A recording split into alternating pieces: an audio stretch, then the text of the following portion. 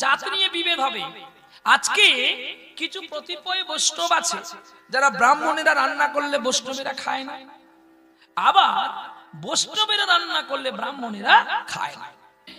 তফাৎটা এইখানে, বৈষ্ণবেরা কিন্তু মৎস্য আহার করেন না, ব্রাহ্মণেরা কিন্তু মৎস্য আহার করে। একই কথায় মৎস্য আহারীর হাতে যদি আপনি রান্না খান আপনার দীক্ষা চলে যাবে, অদীক্ষার হাতে যদি সেবা করেন আপনার দীক্ষা নষ্ট হয়ে যাবে। অদীক্ষার হাতে ভাত খাওয়া মানে তার মলত্যাগ, মানে মল খাওয়া। অদীক্ষার হাতে জল খাওয়া মানে তার পেশাব খাওয়া। এই জন্য অদীক্ষার হাতে খেতে নেই। অদীক্ষা জীবন শূন্য, দিক শূন্য বান্ধবা, পুত্রহীন গৃহ শূন্য, সর্বশূন্য দারিদ্রতা।